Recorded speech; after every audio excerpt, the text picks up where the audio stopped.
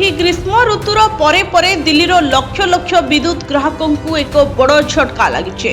ଦିଲ୍ଲୀରେ ପୁଣି ଥରେ ବିଦ୍ୟୁତ ମହଙ୍ଗା ହୋଇଛି, ଯାହା ଆପଣଙ୍କ ମାସିକ ବଜେଟକୁ ବଢ଼ାଇବାର ସମ୍ଭାବନା ସୃଷ୍ଟି କରିଛି। ଦିଲ୍ଲୀ ବିଦ୍ୟୁତ ନିୟାମକ ଆୟୋଗ ରାଜଧାନୀର ବିଦ୍ୟୁତ ବଣ୍ଟନ କମ୍ପାନୀଗୁଡ଼ିକ ଏହି ମାସରୁ ଗ୍ରାହକମାନଙ୍କଠାରୁ 8% ପର୍ଯ୍ୟନ୍ତ ଅତିରିକ୍ତ ସରଚାର୍ଜ ଆଦାୟ କରିବାକୁ ସବୁଜ ସଂକେତ ଦେଇଛି। ଏହି ନିଷ୍ପତ୍ତି ପରେ ଦିଲ୍ଲୀବାସୀଙ୍କୁ ଏବେ ପୂର୍ବ ଅପେକ୍ଷା ଅଧିକ ବିଦ୍ୟୁତ ବିଲ୍ ଦେବାକୁ ପଡ଼ିବ।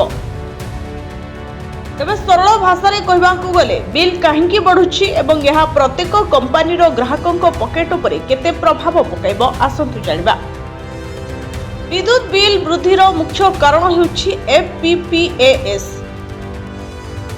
ସରଳ ଭାଷାରେ କହିବାକୁ ଗଲେ FPPAS ହେଉଛି ସେହି ଅତିରିକ୍ତ ଚାର୍ଜ ଯାହା ବିଦ୍ୟୁତ କମ୍ପାନୀଗୁଡ଼ିକ ଆନ୍ତର୍ଜାତୀୟ ବଜାରରେ ଇନ୍ଧନ ମହଙ୍ଗା ହେଲେ କିମ୍ବା ଯେତେବେଳେ କମ୍ପାନୀଗୁଡ଼ିକୁ ବିଦ୍ୟୁତ କିଣିବା ପାଇଁ ଅଧିକ ଟଙ୍କା ଖର୍ଚ୍ଚ କରିବାକୁ ପଡ଼େ ସେତେବେଳେ ଆଦାୟ କରନ୍ତି।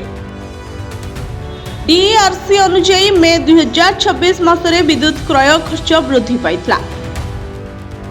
ଏହି ଅତିରିକ୍ତ ଖର୍ଚ୍ଚକୁ ପୂରଣ କରିବା ପାଇଁ ବିଦ୍ୟୁତ କମ୍ପାନୀଗୁଡ଼ିକ ସରଚାର୍ଜ ବୃଦ୍ଧି କରିବାକୁ ଅନୁମତି ଅନୁରୋଧ କରିଥିଲେ, ଯାହାକୁ ବର୍ତ୍ତମାନ ଅନୁମୋଦନ କରାଯାଇଛି।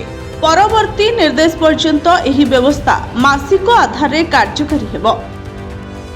କମିଶନ ଦିଲ୍ଲୀର 3ଟି ପ୍ରମୁଖ ବିଦ୍ୟୁତ କମ୍ପାନୀକୁ ଭିନ୍ନ ଭିନ୍ନ ହାରରେ ଅତିରିକ୍ତ ସରଚାର୍ଜ ଆଦାୟ କରିବାକୁ ଅନୁମତି ଦେଇଛି।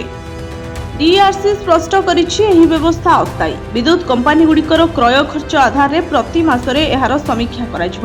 ଯଦି ଭବିଷ୍ୟତରେ କମ୍ପାନୀଗୁଡ଼ିକ ଶସ୍ତା ବିଦ୍ୟୁତ ପାଆନ୍ତି ତେବେ ଏହି ଚାର୍ଜ ହ୍ରାସ ହୋଇପାରେ, କିନ୍ତୁ ଯଦି ବିଦ୍ୟୁତ କିଣିବା ମହଙ୍ଗା ରହିଥାଏ ତେବେ ବଢ଼ିଥିବା ବିଲ୍ ଆପଣଙ୍କ ପକେଟ ଉପରେ ବୋଝ ପରି ରହିବ।